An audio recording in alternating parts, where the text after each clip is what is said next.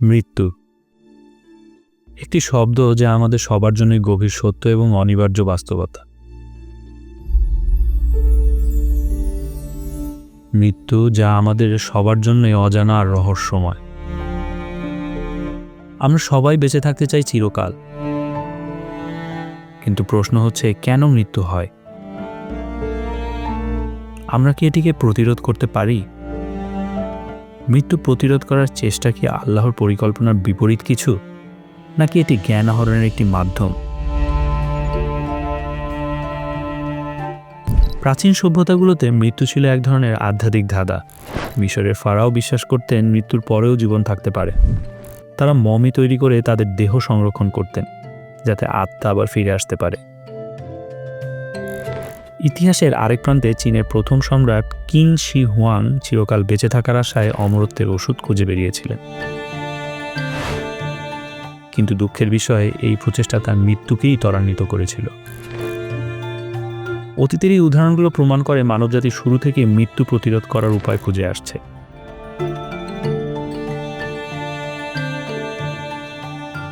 তবে এই প্রচেষ্টা এখন কিভাবে আধুনিক বিজ্ঞানে রূপান্তরিত হয়েছে?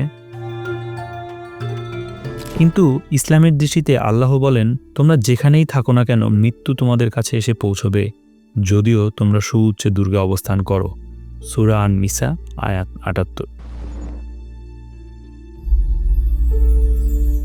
এই আয়াত আমাদের শেখায় যে মৃত্যু অবশ্যম্ভাবী এবং এটি আল্লাহর নির্ধারিত এক সত্য। প্রাচীন প্রচেষ্টাগুলো যতই উদ্ভাবনী হোক না কেন, কেউই মৃত্যুকে পরাস্ত করতে পারেনি।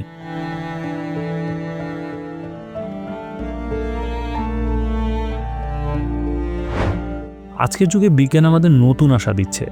আধুনিক গবেষণাগুলো বার্ধক্যের পেছনের কারণগুলো চিহ্নিত করেছে, যেমন টেলোমিয়ার ক্ষয়, যা আমাদের কোষের বৃদ্ধিকে ধীর করে দেয়।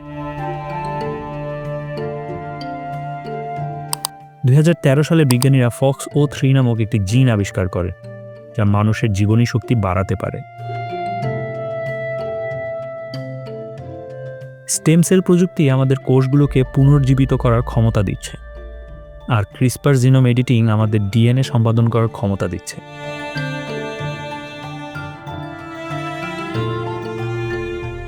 এটি কি আমাদের বার্ধক্য থামিয়ে মৃত্যু প্রতিরোধ করতে সাহায্য করবে? অনেক বিজ্ঞানী বলছেন আমরা এই শতাব্দীতেই ১৫০ বছর বা তার বেশি বাঁচার প্রযুক্তি আবিষ্কার করতে পারব। তবে প্রশ্ন থেকে যায়, এই দীর্ঘায়ু কি প্রকৃত সুখ বয়ে আনবে?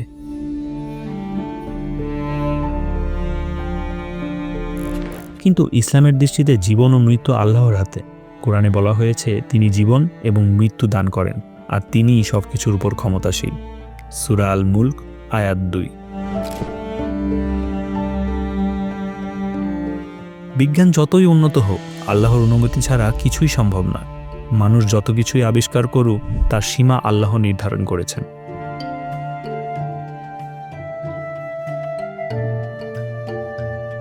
মৃত্যুকে প্রতিরোধ করার আরেকটি চমকপ্রদ ধারণা হলো মাইন্ড আপলোডিং। বিজ্ঞানীরা বিশ্বাস করেন একদিন আমরা আমাদের চেতনা বা মস্তিষ্ককে একটি কম্পিউটার সিস্টেমে আপলোড করতে পারব।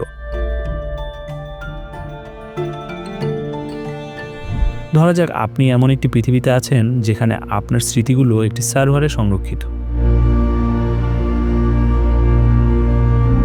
আপনি শারীরিকভাবে মারা গেলেও আপনার চেতনা থেকে যাবে। এটি কি অমরত্ব, নাকি এটি কেবল এক ধরনের স্মৃতির ডিজিটাল কপি? তবে ইসলামে এই ধারণার কোনো ভিত্তিই নেই। ইসলামে আত্মা আল্লাহর সৃষ্টি, আর মৃত্যুর পর তা আল্লাহর কাছেই ফিরে যায়। আল্লাহ যখন কারো মৃত্যুর সময় নির্ধারণ করেন, তখন তার আত্মা গ্রহণ করা হয়। সূরা আজ-জুমার আয়াত ৪২। চেতনা সংরক্ষণ করলেও আত্মা সংরক্ষণ করা সম্ভব নয়, কারণ এটি আল্লাহর নির্দেশেই কাজ করে। যদি আমরা সত্যি মৃত্যু প্রতিরোধ করতে পারি, তবে জীবনের অর্থ কি হবে? দার্শনিকরা প্রায়ই বলেন জীবনের মূল সৌন্দর্য মৃত্যুর অনিশ্চয়তা। মৃত্যু জীবনের জন্য অর্থ তৈরি করে, কারণ এটি আমাদেরকে সীমাবদ্ধ সময় বেশি মূল্যবান অভিজ্ঞতা অর্জনের সুযোগ দেয়। গ্রিক দার্শনিক সক্রেটিস বলেছিলেন, মৃত্যু নিয়ে ভয় পাওয়ার চেয়ে জীবনের প্রতিটি মুহূর্ত পূর্ণভাবে বেঁচে থাকার চেষ্টা করা বেশি গুরুত্বপূর্ণ। তাহলে তাহলে মৃত্যুকে প্রতিরোধ করার চেষ্টার পাশাপাশি আমরা কি জীবনকেও আরও অর্থবহ করে তুলতে পারি? ইসলামের শিক্ষা হলো মৃত্যু আমাদের জীবনকে অর্থবহ করে তোলে। এটি আমাদেরকে সঠিক পথে পরিচালিত করে এবং আমাদের কর্মের জন্য জবাবদিহিতার শিক্ষা দেয়।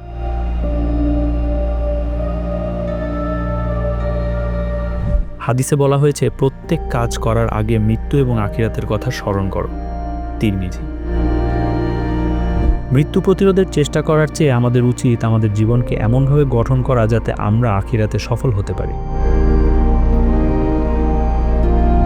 মৃত্যু প্রতিরোধ করার চেষ্টা কি ইসলামের সঙ্গে সাংঘর্ষিক? ইসলামের দৃষ্টিতে জ্ঞান অর্জন করা অত্যন্ত প্রশংসনীয়, তবে এই জ্ঞান যদি আল্লাহর নির্ধারিত সীমা অতিক্রম করার জন্য ব্যবহৃত হয় তাহলে তা গ্রহণযোগ্য নয়।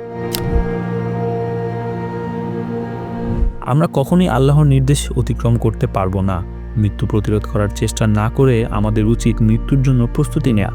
কোরআনে বলা হয়েছে, তোমরা আল্লাহর পথে যা কিছু করছো তা একদিন হিসাব করা হবে।